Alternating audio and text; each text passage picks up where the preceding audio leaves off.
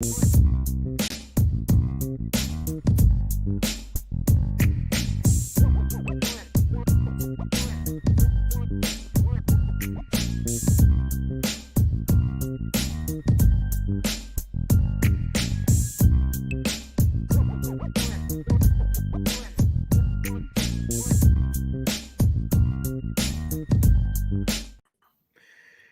Nation Sports Talk up rolling. It's Wednesday. That means it's mailbag day. So drop your questions. Yeah, we do. Do I sound louder than usual? No, you sound pretty normal to me. I'm kind of, maybe I don't know.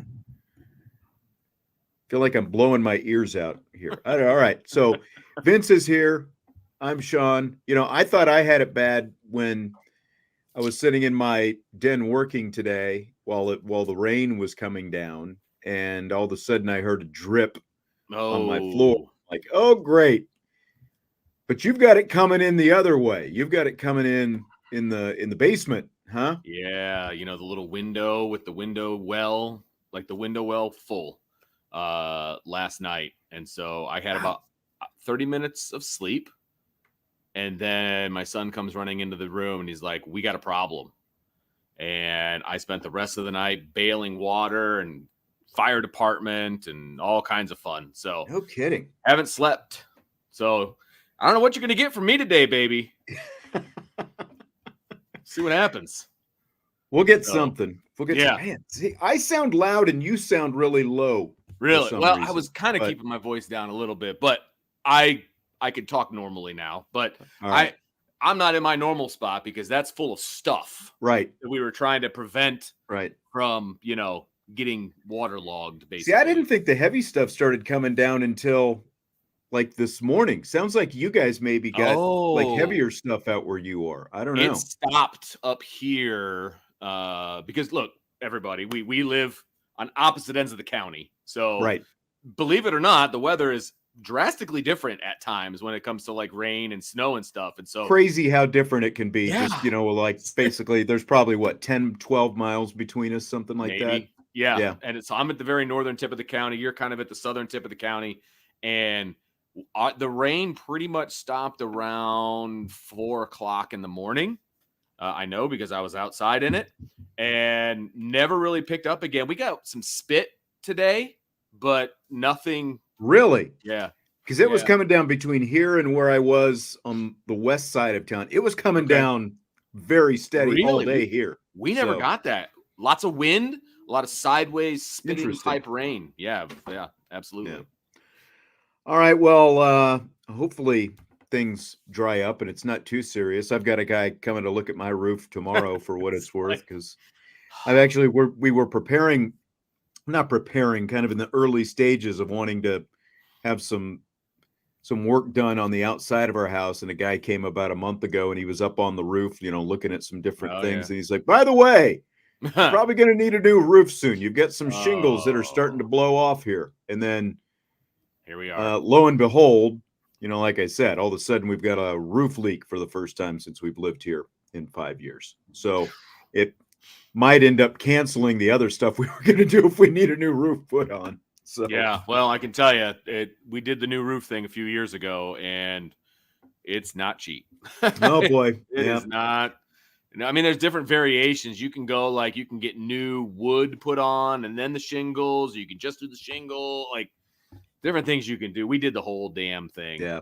So well, and the guy that's done the last few times we've needed roof work done between here and the place we lived with 4 different projects.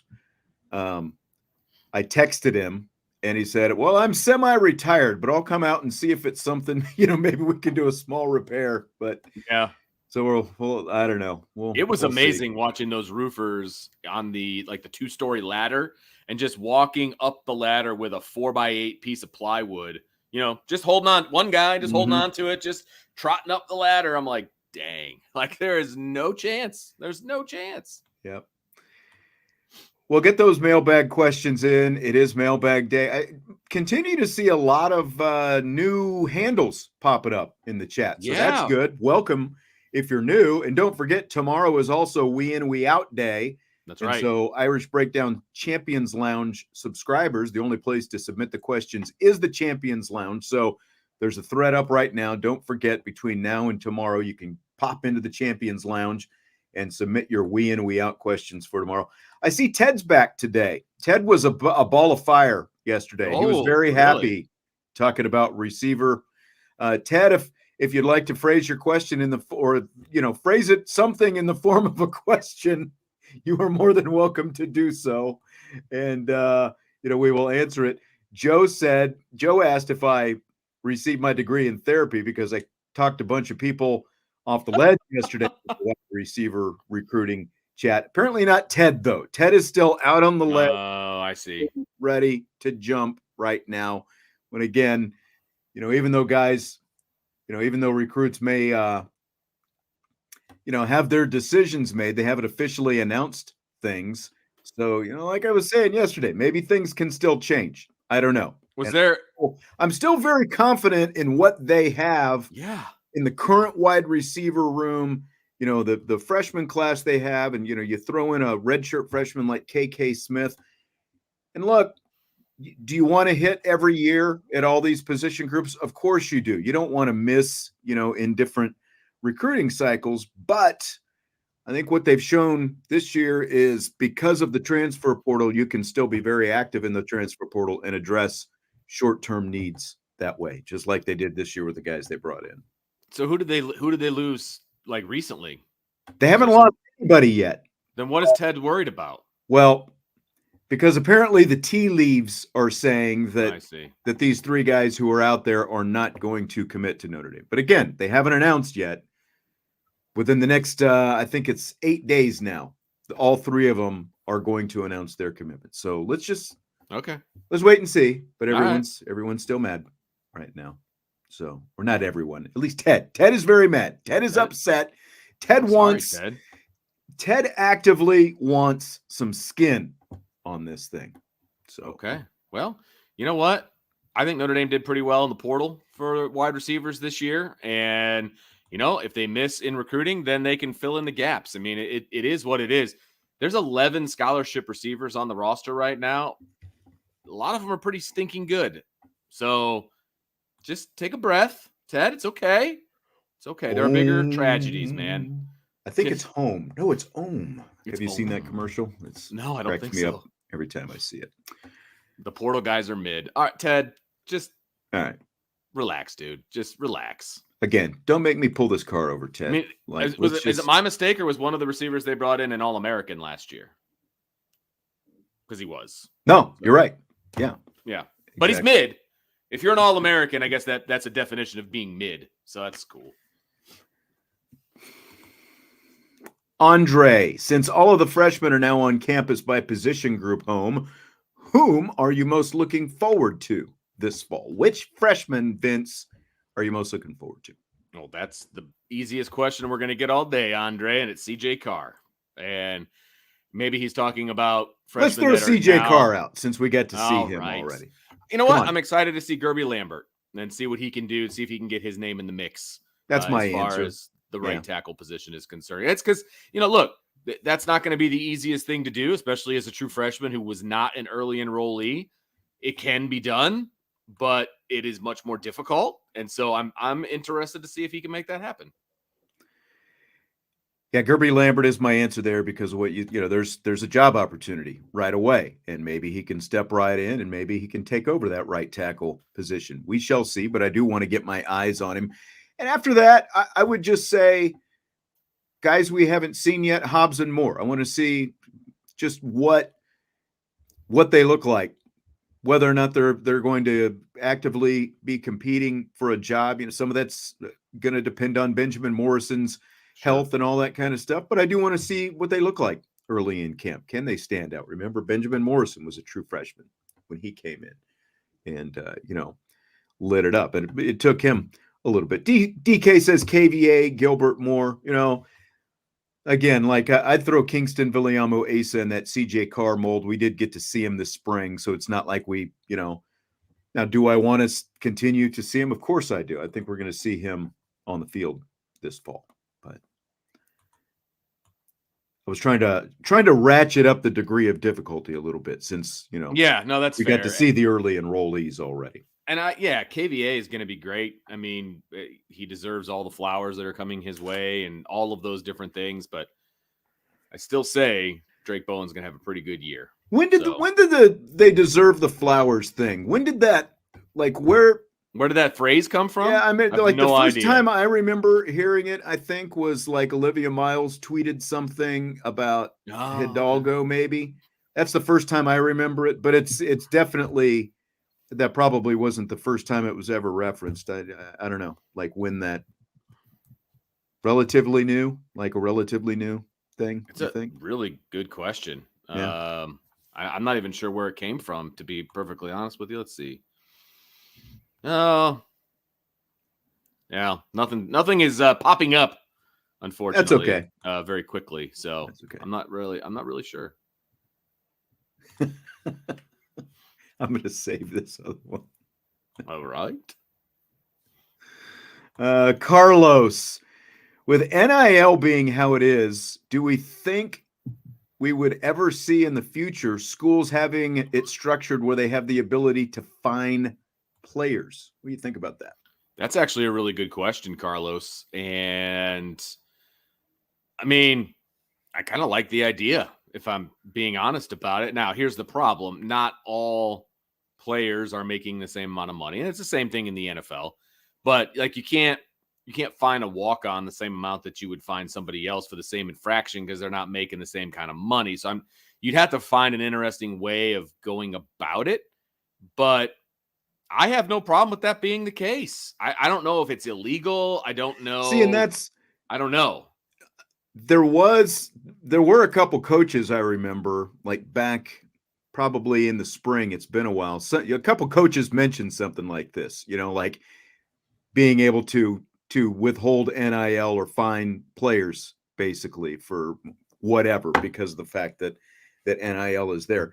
Technically, NIL is like the true version of NIL is not between the coaching staff and the player. It's not technically even supposed to be between the school and the player. It's either, like the little groups that are raising the money or a business who is paying the player for whatever advertisement for use of their name, image, and likeness. So technically, the school doesn't even control that, because like if you were to contact Notre Dame and say, hey, I want to talk about NIL, well, that's basically you have to contact the player's representative, whatever. That's totally out of the hands, by the true meaning of NIL. It's totally out of the hands of the school and the coach. So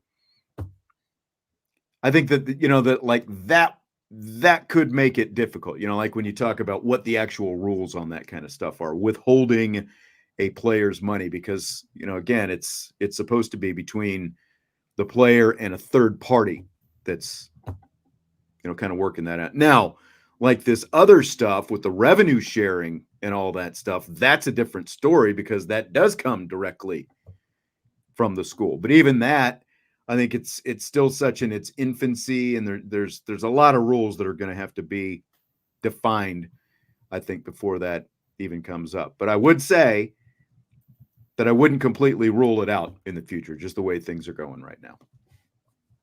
I like it. I mean, if you can get paid, then you should be able to get fined. That's honestly the way I see it. It's just like in high school. If you're late, you got to run. Because you don't get paid, right? If you're in college and you're getting paid, then I think your money's fair game, to be honest with you. I don't disagree with that. Benjamin says, what are we most looking forward to in fall camp? From the coaching and the team, what do you think of the brick by brick thing the strength staff is doing? So 2 separate questions. What are we most looking forward to in the fall? And then we could talk about the strength thing after that.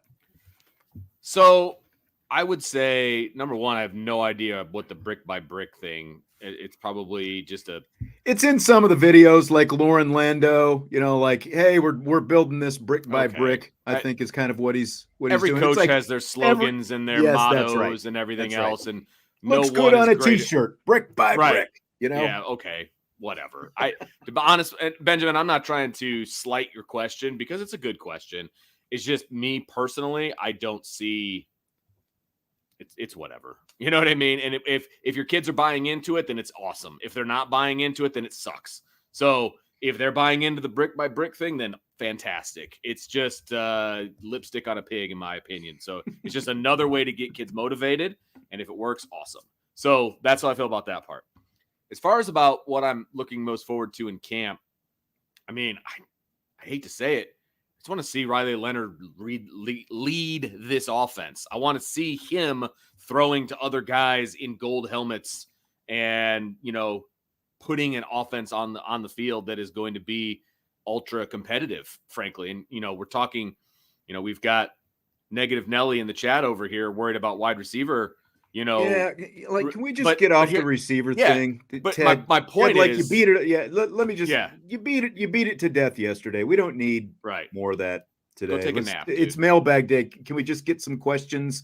Like I said, if you want to actually ask a question, Ted, that's we'll cool. Get on it. Yeah, we'll try to answer the question, but like, we just don't need the whole chat overrun with more Mike Brown sucks stuff. Because one, I don't agree with it. And two, exactly. Again, like the recruiting effort is more than just the position coach. There's a lot that goes along with it. So yeah, 100%. I didn't mean to interrupt you, Vince. No. Go ahead, continue. And I'm just going to build onto that and say one of the reasons I'm excited to see Riley Leonard and this offense is because this is what the issue is. One of the main issues with wide receiver recruiting is the pushback that Notre Dame doesn't produce good wide receivers. Well, this offense will produce good wide receivers. And then you can take that on the road in your recruiting and be like, don't listen to them. We've got Mike Denbrock, one of the best offensive coordinators in the country, who gets wide receivers their numbers and is going to get them drafted and all of those different things. And so that's what you have to worry about. Look, Mike Brown, he's got a question. Who should replace Mike Brown? Mike Brown's been on the job for 6 months. 6 months, dude. Like, he ain't going give anywhere. It a rest. He ain't going anywhere. No one is the answer. No one is going to replace Mike Brown. I mean, right now. I don't know. I don't know if it's just like a Mike Brown, thing that you have, and obviously you have a Mike Brown thing. Like, if this was a month ago, probably, or pick your moment in time. I mean, Al Washington obviously gets his share of heat as well for the recruiting at that position, and Al Washington is going into year 3, I guess is my point. Like, his recruiting is not dramatically different right now compared to then. Marcus Freeman's not just going to start firing his assistants willy-nilly because they miss on a recruiting cycle. There's a bigger picture to this whole thing as everything fits into place. Right, 100%. I mean, Rocket for Heisman says, give him a chance. Are you getting fired from your job before you have a chance to do it? That's a legit that's he a legit literally question. Has not even coached in one season. He's been here for the off season.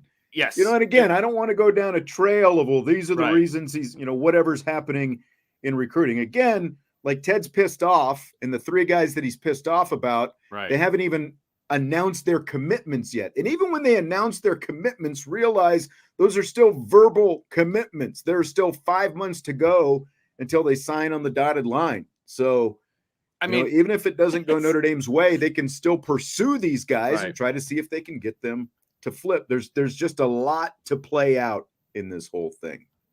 Let's let him coach a season. Right. And get into his own recruiting cycle. Like, the 2026 cycle is still the one. Yes. That is more his than the current Chancey Stuckey recruited pretty well. I think we can all agree on that. Here's the problem. Those guys aren't on the roster anymore. So does it matter that they signed a letter of intent and then left? Because they're not on the roster, a lot of those guys. So what good does that do? Okay. I want guys that are going to be recruited and are actually going to stick around. So that would be nice. And I'm going to give a guy more than 6 months, who he was absolutely qualified for the job, by the way.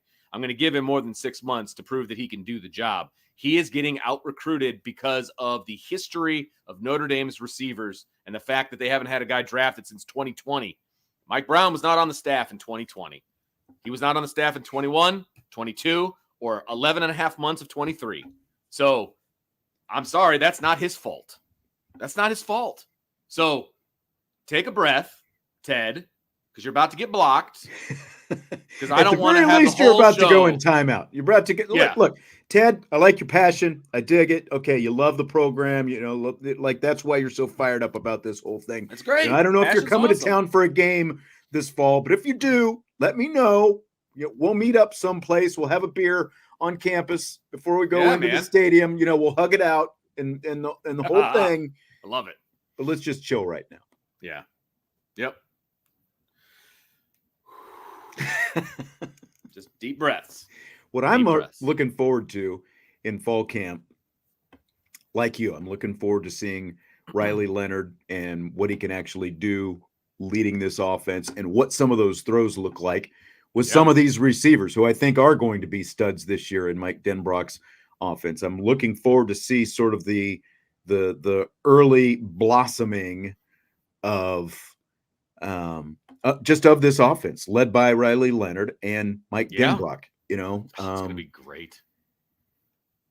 I hope we get to see something of CJ Carr. Like I was thinking about this yesterday, like how many competitive snaps we're going to get to see from some of these quarterbacks in camp. What that looks like, I don't know. Also, that right tackle. Oh yeah, battle. For sure. Definitely. I mean, look, in that. There are so many different things that we're going to be watching and keeping our eye. I mean, you've got the defensive line rotation. Who's going to be coming in next? You've got the linebacker rotation. What is that going to look like? The safety rotation. What is that going to look like? I mean, there's position battles up the wazoo that obviously we're going to be paying attention to, and just watching football again is what I'm most looking forward to. Like I think I probably watch more huddle, of my son's practices than he does and he's not even in the huddle stuff because he's a kicker. And so I'm watching the offense and the defense because they film practice. Like, I just want to watch football. You know what I mean? And so I love going there on the first day that they actually have pads on, because you actually get to watch some football and just bring it on, man. Like I'm in a football, like I haven't had it. I need a fix. I need a football fix. Is Ted I think that at least in this show, Ted is going to be the dude version of a Karen, basically. Ooh. Like that's labeled. That's where we out. Don't be a Ted or a jabroni, like we've gone with jabroni. Yes. But I think we might have to flip it to Ted. He says he doesn't believe in tailgating. I can't help you there. I really don't tailgate that much myself. No, not at all. I was actually willing to make a concession, to kind of, offer my peace pipe to you, Ted. Yeah. So like if you don't want to go down that road, that's on you. That's cool. I mean, look, I'll be honest. I tailgated when I was in college, obviously, and it was a lot of fun. And I spent way too many hours in the parking lot, prior to games, having a good time. I'm not a huge tailgater these days either, but you can still meet up and have a chat. Like, you don't have tailgating does not equal getting, verschnickered. You know what I mean? Like, it just equals, hey man, grab a Mountain Dew, grab a burger. Let's talk about some football. Have a good time. You know what I mean? Like, it's all good. It's all good, man. It's all good. It's all good, man. Thanks for the super chat, Tyler Evans. What do you think of Phil Knight telling Oregon he will give them unlimited NIL dollars to win a championship? Hey, man, I'm all about, I guess, boosters. I mean, he's the definition of a booster, right? I'm all about supporting your alma mater, man. I have no problem with that whatsoever. If it's not like they're doing something illegal, I'll just put it that way. They have decided to basically make this a free-for-all and just handing out bags of money. And if that's the way you want to build your team, you are more than welcome to do so. I just don't think that that's the way you're going to build a championship team. I just don't. I don't think you're just going to be able to write blank checks to kids and get the team continuity that you need and that you're looking for. I don't think it's going to happen. But you'll have great recruiting rankings, I'm sure, and it'll all be great. But at the end of the day, I don't think that'll be a good team. So, Phil, I appreciate you. I wish you were on my side. That'd be great. But, yeah. I mean, I I wouldn't turn mean, it down if I was Dan Lanning. That's for sure. how can you? I mean, Right. I think everyone wishes they had that kind of donor. And look, Notre Dame's got a very wealthy donor base themselves, and you know, I think you're right. I don't think the gun for hire thing is Yeah. ultimately going to work because I think that guys, you can get all those guys in there that you want, but you've already seen it just within the first couple of years that NIL has been around. Just because you pay those guys doesn't mean they're going to stick around. Guys still leave, and there are already issues with these different groups trying to get their some of their money back and all this different kind of stuff. Promises are made on ones, so it's great. It's great to have that kind of alum who's willing to write those kind of checks. But you're right. I don't think that that's necessarily going to translate into Yeah. championships just because you have a guy writing big checks. And if you can buy a kid once, you can buy a kid a second and a third time. You know what I'm saying? And so just because you got him to sign doesn't mean he doesn't have his eyes looking for the next big payday. I mean, if you're going to give him all that money up front and he's going to cash that check, what's going to stop him from cashing a check when he turns into a sophomore? You know what I mean? What happens when he decides to cash in another check when he's a junior? If you're just chasing money, it's just not going to work out. I'm sorry. Anybody that's been a part of a team knows you've got to have a little bit of skin in the game. You've got to have something that you're giving up to be part of the team. You know what I'm saying? Like, whatever that happens to be. And if you're just going there for the money, that's just not going to be the case. Well, I mean, look at Moore. He's already bounced a couple of different times since the whole, since he was recruited by Notre Dame and UCLA and Oregon, like the whole thing. He's already jumped around, so just because he was getting some Right. good money at one place didn't necessarily keep him in place. Yeah. So. Now, if Oregon called, I'd pick up the phone for my kid and be like, hey, how much is that blank check you're talking about? I'd find out. But it can't be the be all end all. Another super chat. Thank you, Lou Holtz, Thunder and Bolts. What would you need to see in game one, if anything, to tell you this team can be a legit championship contender for the season? Solid offensive line play. I'm not even talking dominant offensive line play.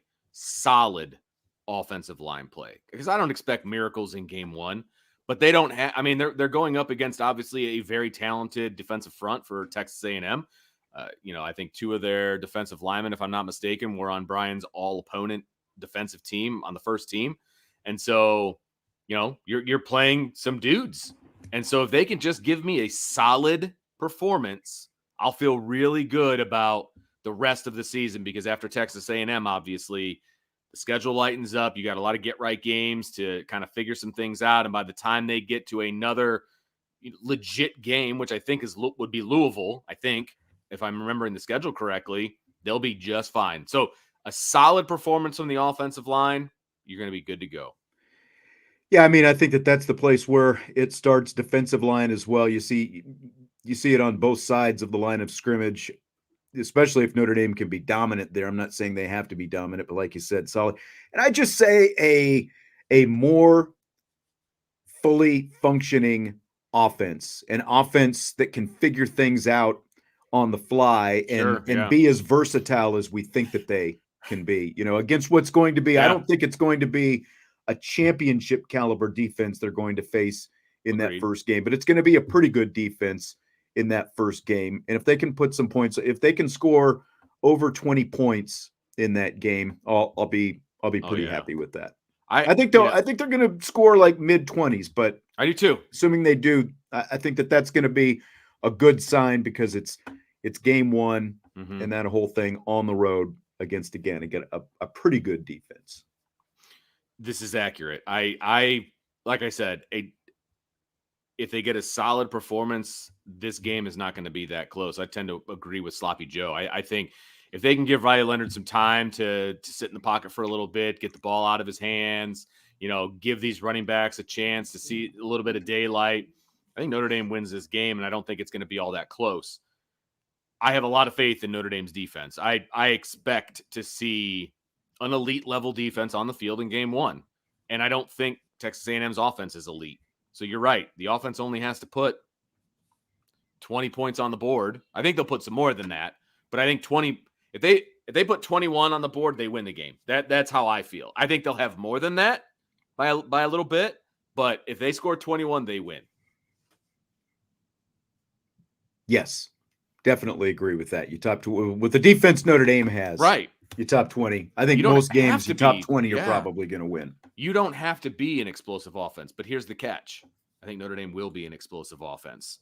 And so you couple that with what we think the defense is going to be, and we have a lot of empirical evidence of what the defense is going to be. I think you've got the makings of a potentially special team. I'll just say that. Best part about being a Notre Dame fan this upcoming season, Vince? Best part about being a Notre Dame fan. Wow.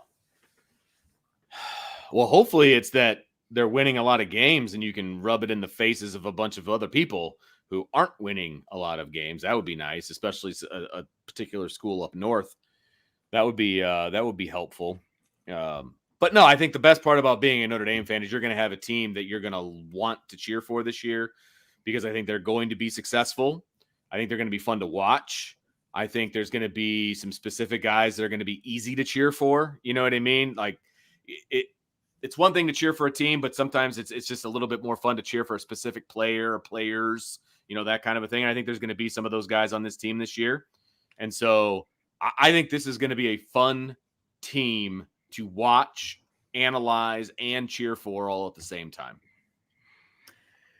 I'd actually like to hear Ted Power answer this question.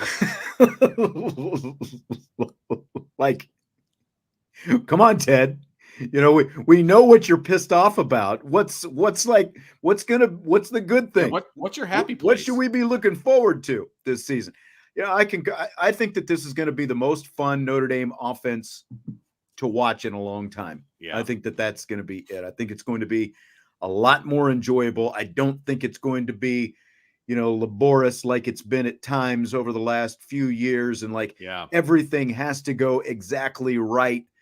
For them to be able to put some points on the board at time, against the good teams, especially. What was the biggest knock last year?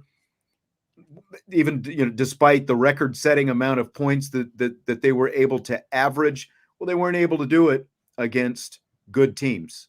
And I think that this year's offense is going to be able to do it against good teams. So I think it's that doesn't mean they're going to score 45 points a game against the good teams, but I think that they are going to look like a real legitimate offense, a playmaking offense between the quarterback and those receivers and the running backs. And I think it's all going to come together this year. Ted's coming around. He's at least able to say the defense is a little positivity from our boy Ted. Thank you. Defense Ted. is elite. I appreciate you, buddy. Sliver. I appreciate you. I like it. All right. Tyler says he's just tuning in. We were talking about the rain at the start of the show. He says he lives on the south side by Ireland. That's not far from me. Yeah. And rained all night until I got to work at 9 a.m., he said. Now, I don't know. Yeah. I know it was starting to rain. It didn't seem like it was raining that hard because, again, that's not far from me. It was definitely raining all day down here, though. It was such a weird storm because it was coming from the Gulf Coast, it was coming from the south, and it kind of, swept through and then kind of hung around. But you definitely got more than I did. And I was definitely watching the radar pretty closely from about 2:00 on. And, we didn't get hit as badly later on for sure. And thank goodness for that, because about threw my back out bailing water, man. It is amazing how much I haven't used this motion apparently, very much, because my shoulder is on fire, man. Oh, wow. Jeez. So Domer since birth, we were talking about the wedding and invites yesterday. Oh, really? Jesse said you might not be invited to the wedding. Would you or would you not still give him a wedding gift? Stirring the pot drama. Well, I don't know anybody named Jesse with an I, so I guess I'm not too worried about not getting invited to his wedding. But look, man, at the end of the day, Jesse was a player of mine, a long time ago. I've known Jesse since he was 8 years old. If I get invited to the wedding, awesome. I would love to spend the special day with him and the Steyers family. If I don't, I hate weddings. I'm good not going. I can send him a congratulations, whether that be gift oriented or verbal, we'll find out. But weddings are ridiculously expensive. And I would tell kids, don't waste your money on me. I would tell them that. And it was more, let's just be honest. It was my pragmatic answer, I think. I think Domer since birth is combining Jesse and what, my advice to him, let's be honest. Like, if you're putting on a wedding and that, this is the reception, it costs X amount per head for people who get invited. And they're already talking about a fairly small gathering, mostly family and close friends and that kind of stuff, even before your name was ever brought up. But, again, it's X amount per head, right? So, my thinking is what it would cost Jesse to bring a D'Addario to the table. Is he actually going to get that amount back in the gift that he gets? This is fair. My answer is probably not. That's fair. I'm telling you, I do not enjoy weddings at all. Like, I don't enjoy them. So do you does your wife get invited to many weddings or anything? Or I think we purposely just don't have any friends. And my contemporaries are obviously all married and done. Like that, us going to weddings, that ship has generally sailed. You pretty much do that in your 20s, right? For the most part, right? And we were the first ones to get married in our group of friends. And so you're darn right that I wrote down everything that everybody got me. And then when it was their turn, I was like, okay, what did you get me? And then we went down that list. But I haven't been to a wedding in a super long time. There's actually a family member who is getting married in the fall, which is the worst time possible for me to go to a wedding. And we clearly were not invited. So like they cut it off at like our parent level, right? And you have to have a cutoff at some point. Like you have to figure out where that cutoff is going to be. Yeah. And they were like, oh, we're so like, we're good. Like it is okay. Your wedding is in Illinois on a Sunday in the fall, the only day where I don't have anything going on, and yet I still have to do a show. So like, I'm good, man. Congratulations. Enjoy your life. Yes. And like the off, whatever random weddings of like people that maybe my, like a coworker or friend of my wife, gosh. Like their kid is getting married and those kind of things. And it's like, and I actually just remembered, it's been like the crazy thing. I think it was about 3 years ago. Okay. Someone we know got married. We actually went because I like, it was actually someone that Jesse played baseball with growing up. And like, so we kind of, got to be friends with the family and all that, travel baseball, and, spent a lot of time with them multiple years. We went to the wedding and then they got divorced within like 6 months. Holy cow. But the guy is already remarried again and already has a kid with the second wife. So it was crazy. It was crazy. Is moving quick. Yes. Last wedding I went to, I believe, was Frankie's. Okay. And that was fun because I got to see a lot of the kids that, played for me and stuff like that. Made me feel very, very old because I figured out in my head that those kids at that wedding are the exact same age that I was when I was their coach. Yeah. And I was like, crap, I'm old. My wife's brother got married many years ago, and it was like an end of October wedding. And this was when I was still at the first radio station. And I was on, I was on the bad list for a long time because I didn't go. You didn't go? Because guess what there was that day? It's a Notre Dame football game. Where you have to work? And my salary, yeah, just like today, is based on working at those Notre Dame football games. 100%. And it's like, sorry. Exactly. But, looking back now, the way things worked out, I might have gone. But Right. Irish for Life 99. Do we need an NIL offer for Jesse? I would be shocked if he turned it down. How about that? Carlos wants to know if there will be a live stream after the wedding. Now you're talking. Now you're talking. I could just go and be the photographer. I could just live stream the whole thing. So there you go. Are they getting married in town? Have they decided yet, or is it going to be out of town? Oh, it definitely won't be here in town because her Okay. family's from Ohio. Right now, there's a lot of different things being bandied about. There's been talk of like somewhere by Lake Michigan. They live close to, they're in Cleveland, so they're like right on Lake Erie. I've said, you could still do it someplace, if you want to do by the lake. Like, I think like the water and the backdrop and that whole thing is pretty cool. But her grandma's from West Virginia, so there's talk about West Virginia. Oh my goodness. As well. Oh, yeah. You don't need to invite me. I'm good. You're good. You'll just hold right out. That's a long trip. Now, there are certain people I would do it for, and Jesse would be one of them. But that's an expensive endeavor, man. You know what I mean? Because especially if you're going to talk about like that kind of distance.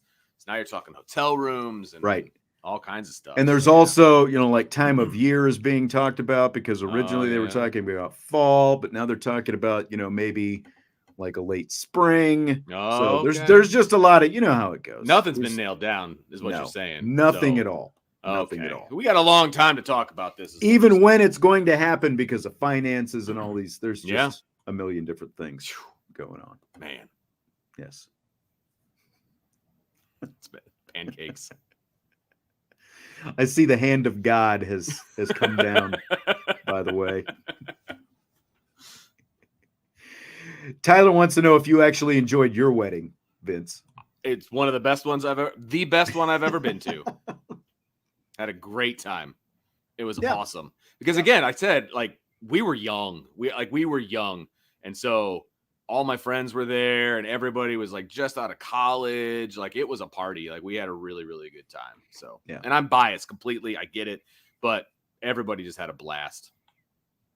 Yeah, we had a good time at my wedding as well. Yeah. Good times. Good times. It went by. I will say this. It's the most expensive one day ever. Like for what you pay for a wedding, and this was 20 years ago, what you pay for a wedding and the amount of time that it actually like takes out of your life, the time of day, unbelievable. That's for sure. I'm glad I didn't have to pay for mine. Me too. Leave it at that. Oh, me too.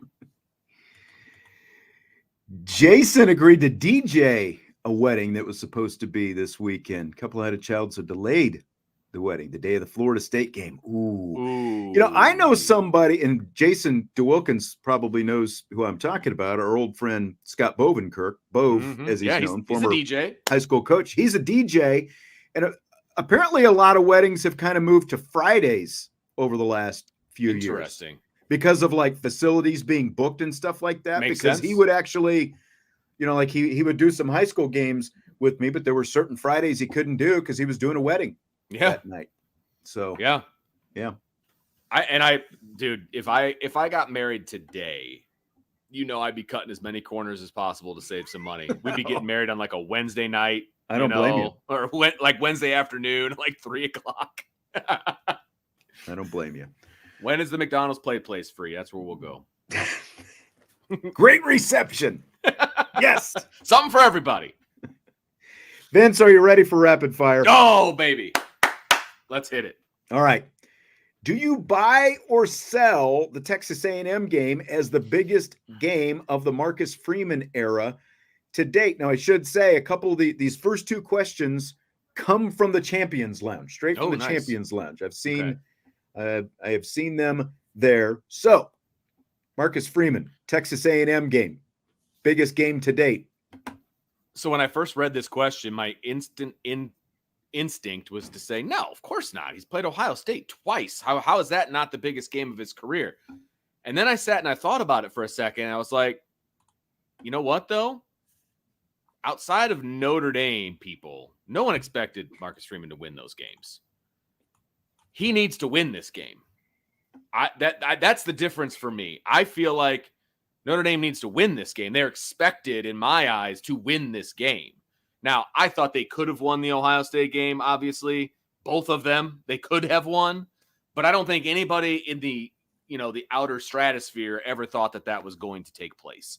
And so the end result was that Ohio State won. That's what everybody thought was going to happen. Notre Dame needs to win this game because now they're expected to win. And it will launch this season in whichever way this game goes will kind of tell the tale for this year. So I'm actually going to buy that this is the biggest game of his career because he needs to win it. He needs to win it. He would have gotten brownie points if he beat Ohio State. It would have been great. But he lost it, and everybody still loves Marcus Freeman. You will see a tide turn if they lose this game. It's interesting because my first instinct is last year's Ohio State game, the opportunity to win that kind of game at Notre Dame Stadium. We are still waiting. Well, I don't want to say we're still waiting on that because they did beat Clemson, and Clemson was number one, even though some people put an asterisk next to it because of the fact that, Trevor Lawrence was out and it was DJ Uiagalelei instead. And obviously that was not Marcus Freeman, but I'm saying as a program, like that would have been a huge win for Marcus Freeman. But the problem is, even if they win that game, because we have hindsight, we can say, well, they still lost to Louisville. They still lost at Clemson. So what difference would it have made anyway? I'm hesitantly buying this because I still think what that would have potentially done for both Marcus Freeman and the program had they been able to beat Ohio State at home to win that kind of game at Notre Dame Stadium. I think it would have been really big, and who knows, maybe it does, change the trajectory of the season if that happens. But I'm buying this Texas A&M game because it's a game that they can't lose because of what the schedule is this season and everything that's on the line, the chance for them, to be in the college football playoff. If they lose that game, can they still make the college football playoff? Yeah, but obviously it puts you behind the 8 ball right away. And to be able to go on the road after, all the things that came up with, the road struggles last year against Louisville and Clemson with everything that is on it, I'm buying it. Love it. Okay. Love it. What is the worst Notre Dame football game you've ever been to, Vince? There are a few that could be a good answer here. The game the first game they lost to Navy to break the streak. That was pretty brutal to go to that one.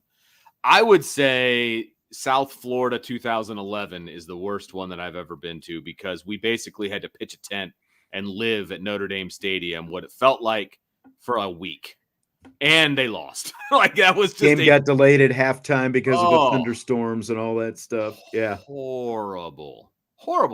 And then they come out. I mean, they were down, I think 16-0 or something like that at halftime. And they just laid an egg the entire game. It was a horrible game. And we were there for so stinking long, like so long. I think they ran out of food. Like it was just bad. Of course, the justification for Vince's answer is they ran out of food. I had to bring it up. Yes. Had to bring it up. Right. There's no pizza left. There's no chicken left. Were they still serving chicken at that point? I don't even know. Right.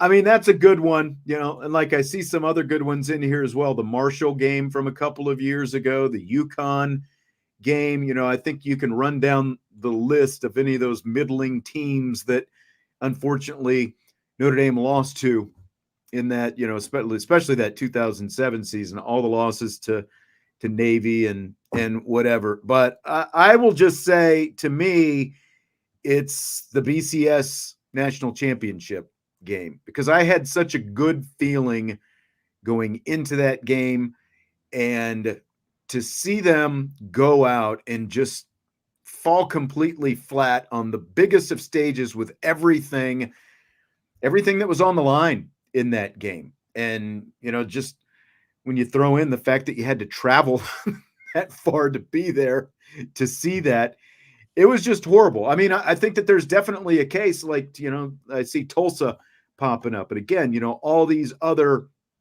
lesser opponents. But there was a lot, obviously, that was expected of Notre Dame in that game. And Alabama had obviously won a national championship before that under Nick Saban, but Alabama still wasn't quite Alabama. They hadn't rattled off multiple national champions, like with that one and after that. So I think that there was a very realistic expectation that Notre Dame should have at least been competitive in that game, and to go out and lose 42-14 was just god awful. Yeah, I'm glad I didn't travel to that game, to be perfectly honest with you. I wanted to go so badly and it didn't work out and whatever, but it was, from what I understand from people that were just even walking down on the field prior to the game, that it was like, okay, this game's not going to go well. It was just two completely different physical, looking teams, and it didn't go well. No, it didn't.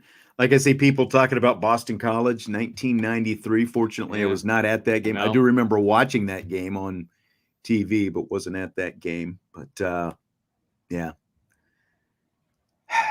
The like the late chart, like I think the 2003 Florida State game was another awful one. I don't know if you remember that one, but that was brutal as well. I mean, there are a lot of bad ones, but I would put just that Alabama experience after what was a pretty good week leading up to that, it felt like. And then, obviously all the stuff that came after that as well was just, it's funny because the question is, what is the worst game you've ever been to? Like, Notre Dame versus Miami at Soldier Field was one of the most boring games on the planet. I mean, Notre Dame just absolutely dominated them. Right. Like, I was so excited to go to Soldier Field. I think it was like one of the first times I'd ever been there. Definitely the first time in the press box.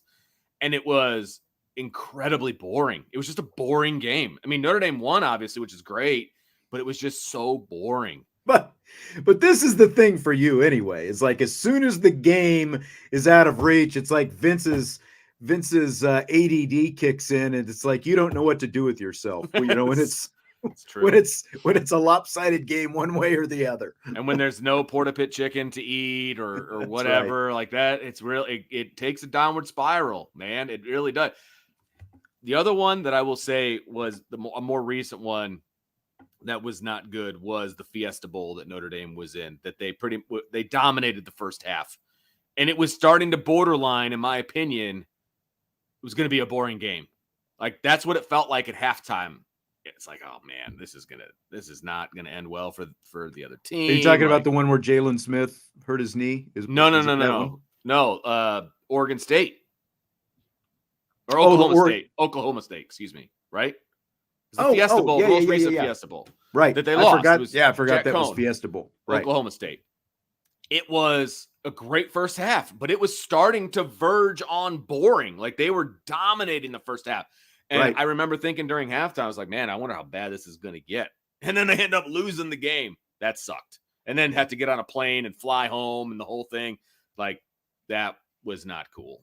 That was not. It was a great, like, I had so much fun that weekend or week, however many days we were down there. It was so great. And then Notre Dame just lays an egg in the second half. It's like, wow. I forgot that was the Fiesta Bowl simply because I was on a basketball trip, and I remember we landed. We get to the team hotel, and, I get into my hotel room. It's halftime, and they were up, so like the last minute or two where they scored the last touchdown of the first half to go up 28-7. And then what I got to see was the awfulness of the second half. Horrible. So, it's like everything that could go wrong went wrong. That's what it felt like. Yeah. You know what I mean? I was sitting next to a local guy who goes to like every Fiesta Bowl, and he was kind of sitting by himself. He's like, wow, this game is not that great. I'm like, no, it's not great. And, and I'm like, oh yeah, Notre Dame's winning. It's great. That kind of thing. And it just, he stopped talking after a while because I think he saw the look on my face that I was not going to be terribly pleasant to deal with. Right. Right. Okay. So this next one is a question I saw posed to one of the writers on The Athletic. It's one of the mailbags. I think it was Stuart Mandel, if I remember right. So the question is, you're hired as the head coach at a new school. So you've essentially got to build your program. This is a great question, by the way. I thought so as well. Rank the importance of hiring the following positions: offensive coordinator, defensive coordinator, your strength and conditioning coach, your recruiting coordinator, and then an NIL/salary capologist. How would you rank the importance of those positions? It's interesting, and I was trying to think of different ways to go about this and all this, and I think my old schoolness is going to come out very strongly here. Okay. I think it's the exact order that you have it in. Really? If I'm a head coach, I'm getting my coordinator settled first, because as a head coach, the way I would be a head coach is I do not want to have to coordinate one side of the ball or the other. I want those guys to run that side of the ball. I am going to be the head coach. I will, the buck stops with me, but I want to make sure I have two solid guys that are going to take control of their side of the ball. Those have to be number one priority for me. It's the whole surround yourself with smarter people than you are. That's what I'm doing immediately. Okay. Strength and conditioning is next, because your strength and conditioning coordinator is your head coach in the offseason. And if you've got a crappy one, then these guys are not going to be ready for me when I get them in the fall. So absolutely important. Next would be the recruiting coordinator. Recruiting is obviously very, very important, but I also would fancy myself as a very good recruiting coordinator or recruiter, Marcus Freeman-ish type of guy. Like, I feel like I want to be the head recruiter for every single guy that we're recruiting. And so it's important, but I got to get these other guys in place first. And I will help with recruiting, so that will amplify that area.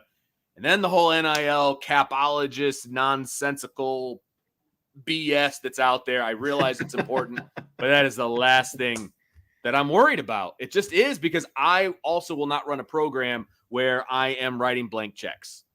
And so we're going to have to do it a different way, and we're going to have to talk about it. We're going to have to figure it out, but I don't need somebody who's going to be a capologist per se. Now, I feel like the recruiting coordinator and the capologist person would be kind of a similar job. So there's some interconnection there. You know what I mean? At least, yeah. So that would maybe be a duo hire kind of a thing. But like, again, that's where my old schoolness, I think, comes in. That is the least important thing to me as I'm building up my staff and my program. Okay.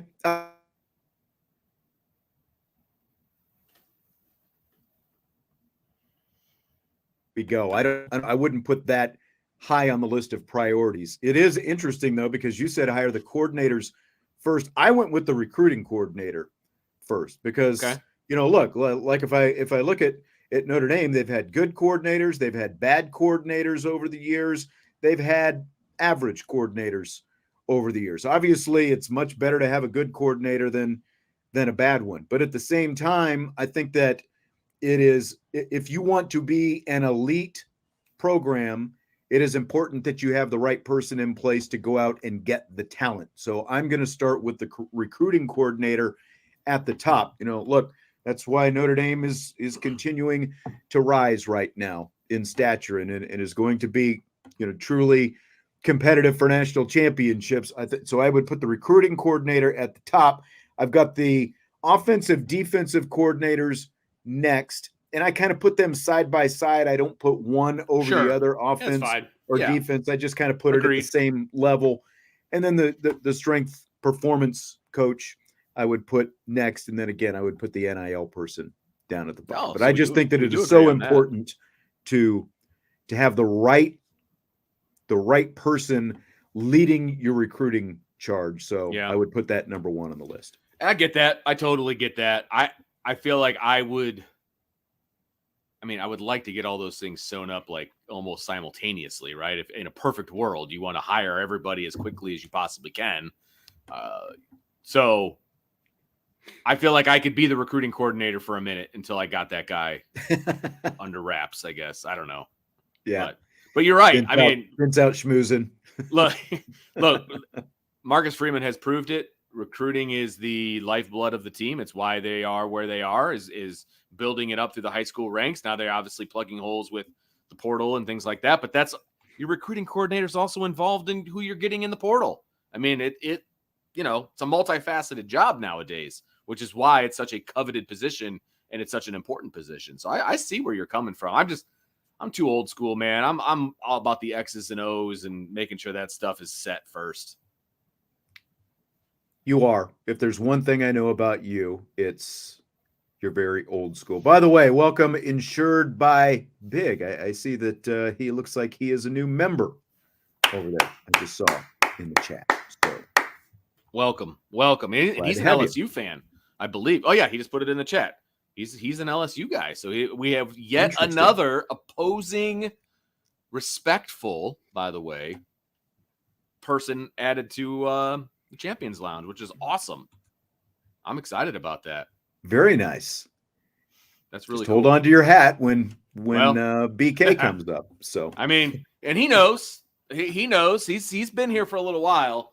That's for sure. He knows the disdain for Mr. BK, and I think he understands where we come from, whether he agrees or disagrees, which I totally get that as well.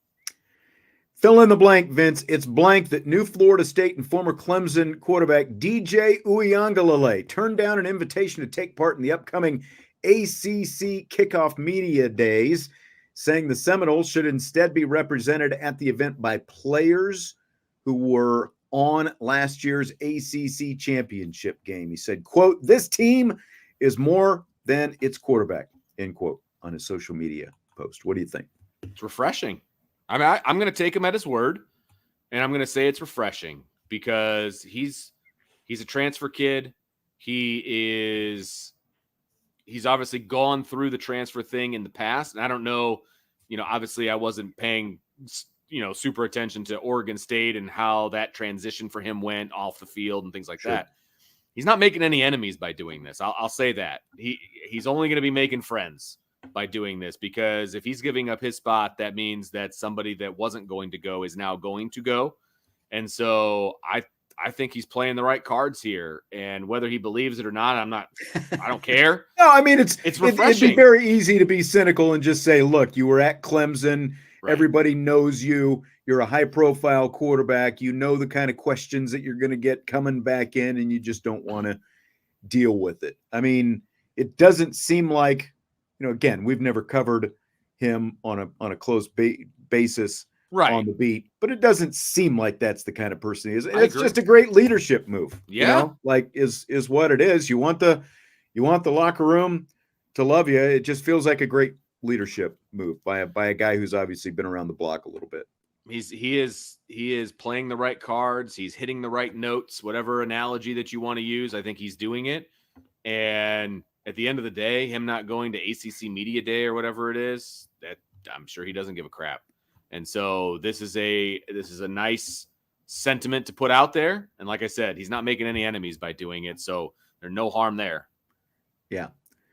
And but had he gone and whoever else went with him, because the head coach is going to go and they take a handful of players, whoever like captains, it happens to be, whatever. Yeah. Yeah, I mean, he's obviously going to get the bulk of the attention if he did show up. Oh, sure.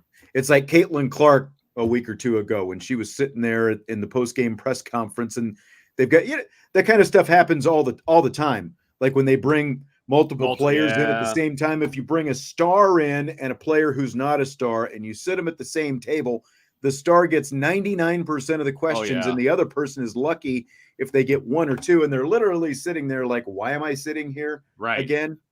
So. Well, and you feel like you have to throw that other, like as a media member, you feel like you got to throw that other person a bone question, essentially, because you feel bad for them because they're getting completely ignored. And so they get some fluff, question, or you get a media person that asks that person about the star, which is super annoying, but they do that all the time too. You know what I mean? What do you think of the play of your teammate that's sitting right next to you? Like, what do you think about that? Like, what are you supposed to say? Well, I wish he'd pass the ball a little bit more. That'd be great. Yeah, exactly. Vince, fill in the blank. Chicago Bears head coach Matt Eberflus is the betting favorite to win the NFL Coach of the Year award this season with plus 900 odds, and you feel blank about it.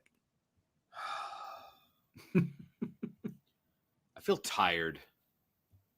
I feel tired about it. I'll say that because and you know why it's there. I know. I do know why it's. Do you want to Well, say it? you can say it because it's because of the kid that they drafted from California, which is great. But last time I checked, he still hasn't signed his rookie deal, and as somebody in the chat said, that's pretty on brand for him. And so this is just the beginning, Chicago Bears fans. You made your bed, now you get to sleep in it, and I'm sure you're all hoping to sleep with a Super Bowl trophy, but I just don't see that being the case. I think this is just the beginning of off-the-field nonsense that's just going to continue. It's a lot of expectation going into a season where, to me, the head coach is a very average head coach from what I've seen from his first 2 seasons to begin with. To place all this on drafting one player, Caleb Williams, obviously, I'll say his name since Vince won't, but you had the number 1 pick for a reason. No, it was Carolina's pick, but they still had the number 6 pick to go along. They were in the neighborhood, Sean. They were in the basement right there for a reason, right? And to put all this on drafting one guy right now, I realize they put some nice talent around him and all that kind of stuff. But to me, this just all but guarantees that he's not going to be the coach of the year. I don't see it. Did they really make those good of an upgrades, that good of upgrades at every other position, in the offseason? The answer is no. I believe they went out and got some offensive weapons for him and things like that. But I feel like they continue to do that, whoever the quarterback is. And it always ends up with, the offense stinking and relying on the defense. I mean, they do have, when you look at it, because I like the Swift, bringing in Swift from Philadelphia. Sure. The running back, and obviously drafting Adunze, to go along with Williams, and you got DJ Moore and what's his name? Allen, the guy. So they actually have more overall offensive skill talent than maybe they've ever had, but you still got a rookie quarterback and a head coach that hasn't shown he deserves to be a head coach in his first 2 seasons, So I don't know. I have a hard time seeing this actually coming to fruition. Ugh.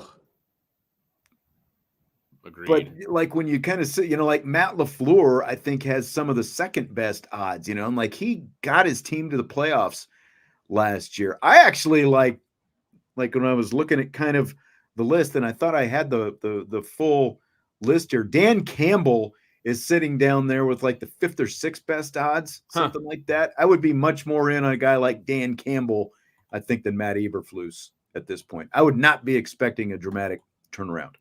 When I was reading the question, I thought you were going to say he had the best odds of getting fired, mid-season. That's what I was anticipating. Really? Yeah, I was like, that's what I was anticipating, that was going to – because, look, he and the GM both pretty much staked their careers in Chicago on this pick.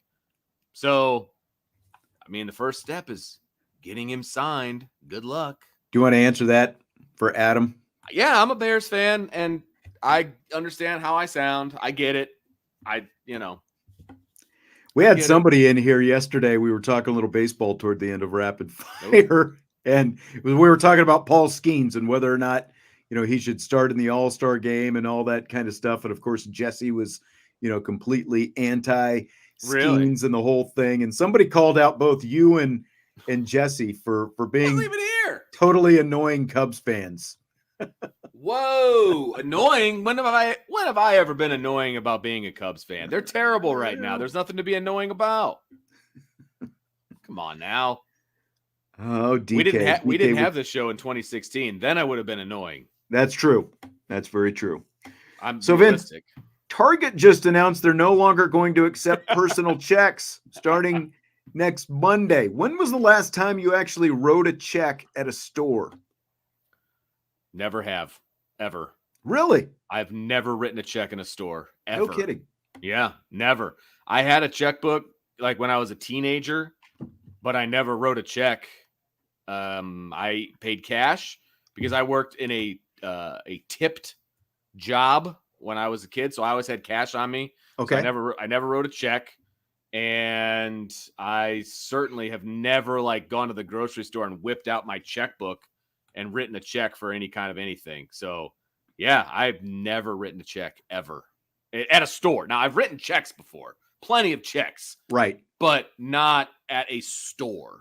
I think the only check that I still write is like every 6 months we have our furnace air, central air serviced. We're on like the service plan. They come out, we write them a check when they're here, like there might be, there's a few that we still send in the mail, but it's gotta be 15, 20 years probably since I've written a check at an actual store. Sure. Yeah. Easy.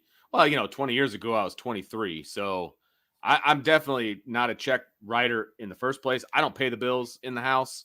So I don't write any checks ever. And when I do have to write a check, they are not masculine checks by any stretch of the imagination. So it's almost like I've got my tail between my legs when I know. give it out. Don't you love it? Like you pull out the checkbook and it's like, oh, flowers. Okay. It's like, here you go. Right. So the opposite end, of course, is like my dad and people in, that age demographic who will go to their graves insisting that, what's a debit card? I'm, get my checkbook, for everything. Basically, it's either cash or check. So I found out about this yesterday, actually. So I knew about this situation. And then you asked the question, which I think is hilarious. And of course, I found out about it from a baby boomer generation person. So that was very upset about the situation. I'm thinking to myself, I don't think I've ever written a check at a store before. Like that was like going through my head. And I was like, I don't care. Okay, cool. Like I can't even imagine like carrying around a checkbook. No, I know. I was like I said, I don't remember the last time I did. And it used to be a thing. It's like, either you had your, like cash in your wallet and or your checkbook anytime you went to the store. And I think if I didn't have cash on me, I would have gone to the ATM machine with my bank card and gotten cash before I would have written a check. So that's how I think I operated way back in the day. So this last one, I saw this the other day, and you were the first person that I thought of. Of course. The Indiana State Fair is going viral because they're serving a Bloody Mary called the All-American Mary. So you've got your Bloody Mary, like your glass, with your Bloody Mary, typical, drink, but it is topped off with a mini corn on the cob, a cheeseburger slider, fried macaroni and cheese, fried pickles, waffle fries, a hot dog slider, and a mini apple pie. Like, so you've got the drink, and then they, with the skewers, they set all this food on top of your drink. I just realized I didn't even come up with a question for this, but the first thing, what did you think of when you saw this, Vince? I know you've seen the photo. I have seen the photo, and I have also watched the video. There's a video that they did, like a local news station down in Indianapolis did a thing on it, and it looks like one of the most disgusting things I've ever seen in my entire life. Like, would you even? I know you're not, much of a drinker. Like, does the Bloody Mary even do anything for you? No, I can't stand tomato juice. Number one, I'm the same way. Tomato juice is awful. Like if you did Screwdriver, maybe, or like Tequila Sunrise or something like that, it might be in on it, or even just a big glass of beer. Yeah, right. But I mean, they put. So first of all, I found out how much it costs. Do you know how much is it? I'm guessing it's got to be around $80 at least. $19 for all that? $19. Because the first, again, like I thought of. Sure. Because Vince would devour most of the food at the very least, but it's a meal. You could take the kids and buy one of these, and like the parent, has the beverage and just that's true. Shovel the food around to the rest of the family. It's a good point. And they do have a virgin style, so if I guess you just want to drink straight tomato juice, then you can do that too. But yeah, $19. At least that's what they said in the news clip that I saw. It looks gross. Like it just looks like heartburn, heart attack, all of the above, like gross.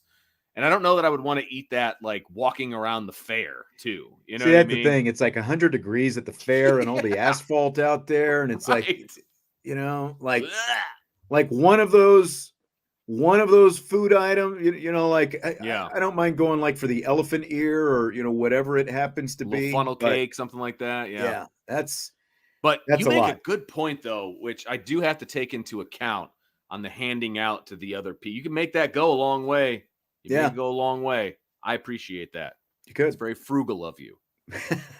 Anytime. But again, you got to get around the Bloody Mary part, which I've never Yeah, been up Bloody on Marys either. are so nasty. So, yeah, but you literally, again, like you've got your glass and then they've got all these things kind of pinned to the top. You've got to have your Yeah. straw if you even want to drink the drink. So Think how heavy that thing must be. I mean, seriously, how heavy that whole concoction of food and drink and everything else just I want to meet the person who came up with that. Hey, let's make a special Bloody Mary for the fair. We could put a burger in there. We could put some sliders, those hot state fairs, they're dogs. always coming up with something new, Man. like fried shoe or whatever. I mean, and then they just keep adding fried stuff. Snickers. Yeah. Yep. So yeah, that's okay. Irish for Life says Silver Beach Bloody Mary has a pizza on top of it. I didn't know they did those up there. Okay. A lot of people like that Silver Beach pizza. Have you ever had the pizza? I have. If you're willing to wait like 2 hours, it feels like, and then get some mediocre pizza, then Silver Beach pizza's for you. I was gonna say, I've never thought it was that great. Yeah. Tried it. Didn't think it was that great. It feels like either one, you're starving at the beach, or two, to me, it seems like 2 a.m. pizza, right? Like Correct. college 2 a.m. pizza. You've been out with Good call. That's what it seems like to me.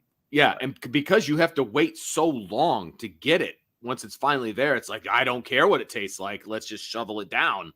You know what I mean? And because it's the easiest restaurant to get to, obviously. It's at the bottom of those steps and everything. And it's just, the wait is always way too, I'm sorry, it's not worth that. It's not worth the wait every time I've gone. So hard pass. I concur.